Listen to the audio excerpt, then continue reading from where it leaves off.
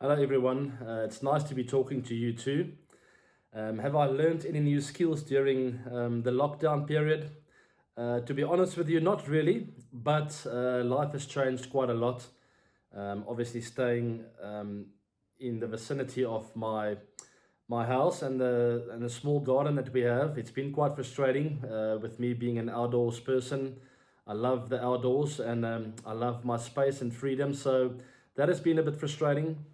But we've made it work, you know. We've discovered that with a healthy and a good, strong routine daily, you really feel like you have some kind of purpose. So I do work out quite a lot. I have a small gym in my house where I run a lot on the treadmill, and I have the basics when it comes to dumbbells and mats on the floor where I can do my core exercises as well.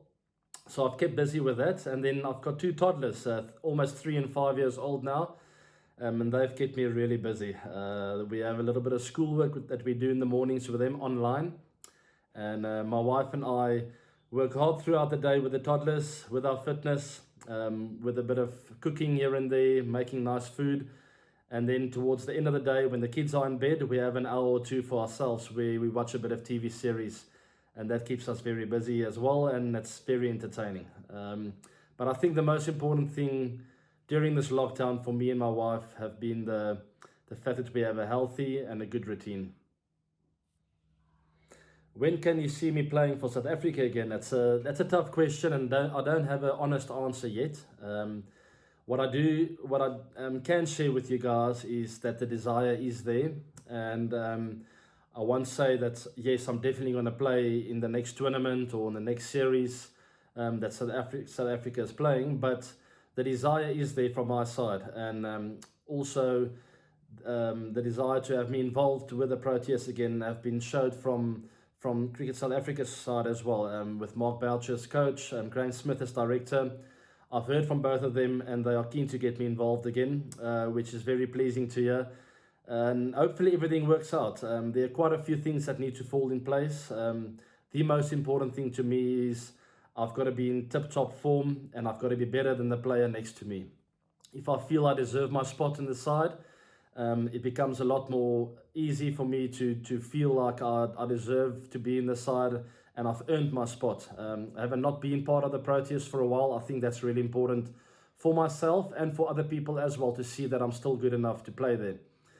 Secondly, my fitness and health. Who knows where we're going to be in 6 months, 6 to 12 months time, with this virus and with my desire to want to play in maybe 12 months time or a year or two. I don't know what's going to happen with the schedule with this virus going around.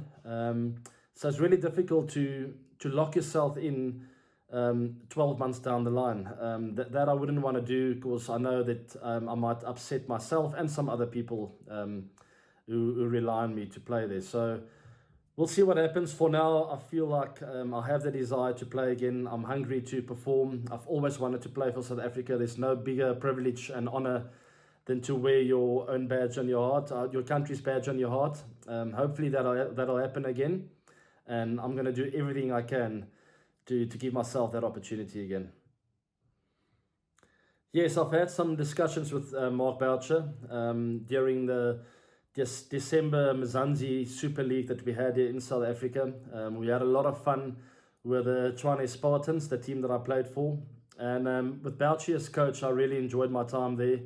I only have good things to say about Bouch. I feel he's a born leader. He's a natural leader, and he's someone, when he speaks, first of all, you listen because he says the right things at the right time. But secondly, he backs it up with 147 test matches for South Africa and a lot of ODIs and a lot of experience playing international cricket. So when I do listen to him, I always feel like I have something to learn because he's done it himself before. So I really enjoy him as a coach. And when he started talking to me about my enjoyment for the game, which you could see on my face when I was playing for his team, he asked me, where does this come from? Why do you still have so much energy, and why do you love the game so much still? Doesn't it mean that you maybe still have a story to tell at the international level? And I told him, listen, I've never closed that book. I've always wanted to play.